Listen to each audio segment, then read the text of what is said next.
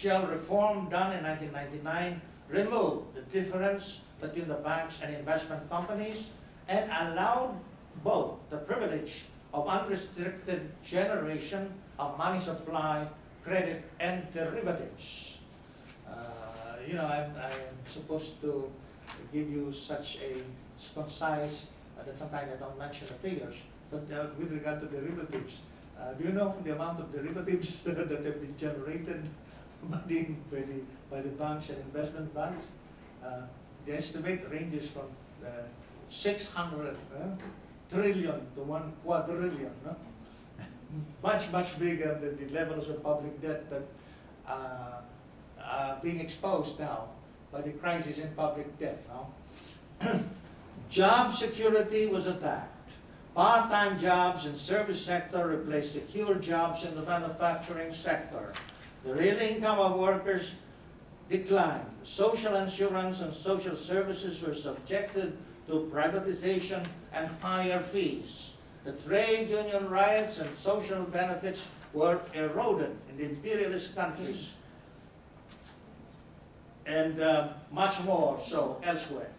But still, through offers of debt financing, portions of the working class were pushed to, or inveigled, to engage in consumerist spending, with the car as the second hand, first hand or second cars, you know, as a thing of the, you know, for even for workers. The workers were also pushed, encouraged to buy shares of stocks in the years of the high-tech bubble from 1995 to 2000. They were encouraged to get this 401k, no? 401k, where, you know, their pension fund was a stake, was used to acquire shares of stocks. 40% of the American working class, for instance, became engaged in stock buying, and then came the collapse in 2000. And the same thing happened in the Netherlands. No? And then after the bursting of the high-tech bubble in 2000, the next bubble came, the housing bubble. Bush thumped his breast and said, we are going to have an ownership society in the U.S. Everyone would have his own home, no? And so, everybody was teased to buy, no? At teaser rates, no? But the rates were flexible, and eventually people would lose the houses that they put their names on, no? The bubble went on from 2002 and in a way up to 2007, but the bankruptcies were already showing in 2006. They were the sharpest of observers would notice 2006.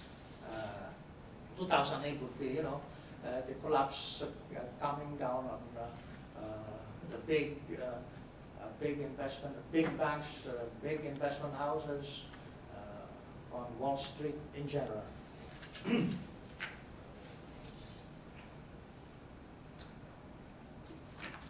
You know, the monopoly bourgeoisie, especially the financial oligarchy, does not only invent fictitious money in order to get richer.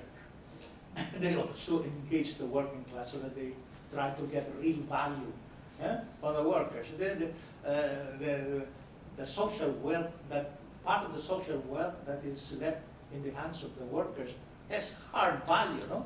But even that is the subject of, it becomes a subject of greed, no? Because the collapse could come faster if the pure invention of capital would be the rule, no? Above the workers, the finance oligarchy and the monopoly bourgeoisie made profits rapidly, overvalued their assets, and went berserk with the most fantastic and incomprehensible kinds of derivatives, like mortgage-backed securities, and collateralized debt obligations. Sometimes even the finance experts cannot fully explain these terms. No? That's how sophisticated and complicated these financial products are.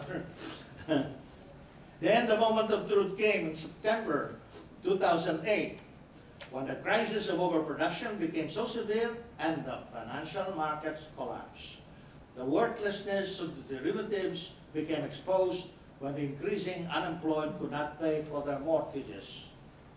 In the less developed countries of the world, particularly the so-called emerging markets, the neoliberal economic policy was already exposed as unsustainable during the so-called Asian financial crisis in 1998. But even then, debt financing continued to be used to support booms of private construction and importation of consumer goods in countries that produces raw materials and a few semi-manufacturers. In the ongoing crisis, such countries are suffering from the falling prices of their exports, the rising prices of imports, widening trade deficits, and a mounting debt burden. These spell economic and social devastation.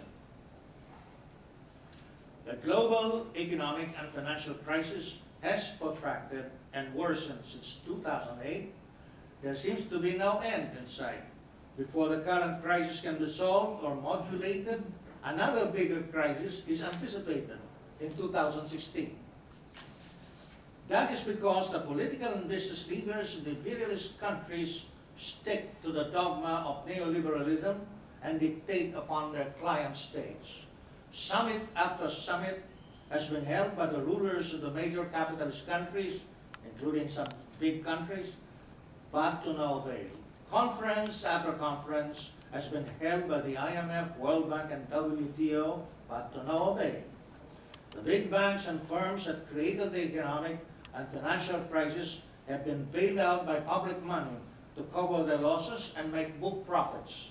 Thus, there are sporadic claims to recovery, especially in the stock market.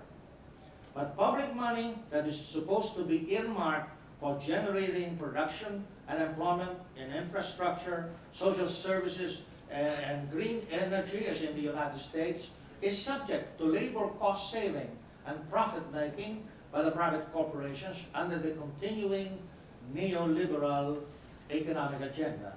Thus, there is no real economic recovery, no expansion of production and employment. Public deficits and public debt had mounted to aggravate and deepen the economic and financial crisis as a result of the bailouts, tax benefits, and other forms of bonanza for the banks, corporations, and the upper class. Now, the rulers of the capitalist states are adopting austerity measures and raising taxes and fees in order to shift more burden of the crisis to the people. Public sector employees are being thrown out of jobs, or their salaries and pensions are being reduced. Social services are being reduced and made more expensive than ever before. The toiling masses of workers and peasants and the middle class are being deprived of their jobs, livelihood, and basic social services. They are being subjected to worse forms of exploitation and oppression. There is therefore widespread discontent in the world, in both the developed and underdeveloped countries and certain parts of the world. The broad masses of the people have begun to rise up against the US-directed neoliberal economic policy and its